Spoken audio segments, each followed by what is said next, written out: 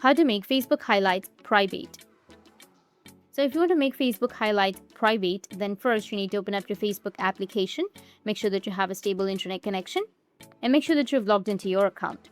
After logging in, you'll get this kind of interface. You need to just simply go with your profile, tap on your profile, and then you may have some highlights right here. Just simply tap on the highlight and now go with the top right, which has that 3 dots, and go with edit highlight. Once you do that, on the top, as you can see that you will have public option. It has been set to public.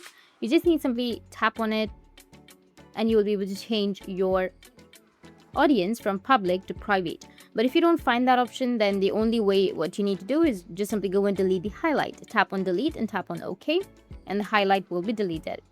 Once you've deleted your highlight, you can go back to the same interface, tap on new, and then again add that highlight whenever you want. That's it, and if you have any questions, feel free to comment below. Thanks for watching.